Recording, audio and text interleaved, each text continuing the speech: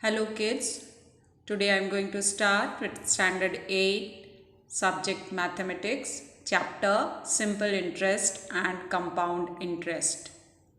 First let us discuss with the important terms or terms related to simple interest.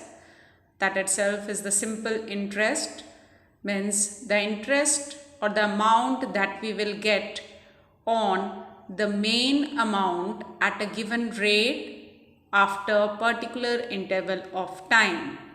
So the extra amount that we have to pay, that is the interest on the main amount or the principal value. So principal is that amount which is being lent out or borrowed from bank or any person. That amount is known as the principal amount.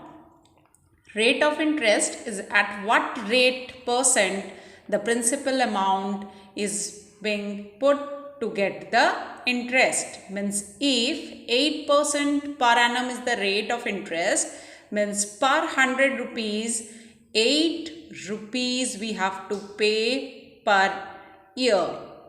Same way the time is for if 1 year or if 2 years. For 1 year we have to pay the interest if we have lent the money for 1 year. For 2 years then we have to pay the money for 2 years. Amount is the value which we'll get after summing up the interest and the principal value. Means that is the final amount that we have to pay if we borrow some money from anyone along with the simple interest. So amount is the total value along with the simple interest and the principal value. Now we will discuss some formula related to the simple interest. Like if we consider P as principal, the short form of these, the terms related. R is rate of interest, T is the time, A is the amount, SI is the simple interest, or somewhere you will get only I as well. So SI is equals to P into R into T by 100. If we want to find out rate of interest, where simple interest and P and T are given, so simple interest into 100 by P into T. P is equals to simple interest into 100 by R into T. T is equals to simple interest into 100 by P into R.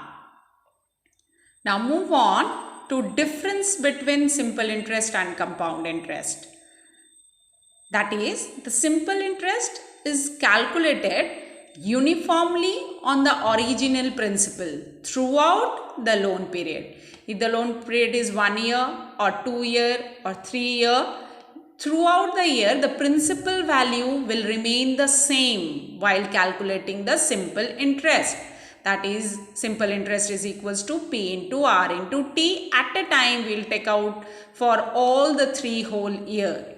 But compound interest, every year the principal value will increase with the last, means previous year interest. So compound interest is calculated on the principal amount and also on the accumulated interest of the previous year or previous period, and thus regarded as the final interest, that is the compound interest. Now let us discuss with the formulas of compound interest, how we can find out compound interest. So compound interest can also be written as CI, that is equals to the final amount that we'll get after 1 year or 2 year minus the original principal.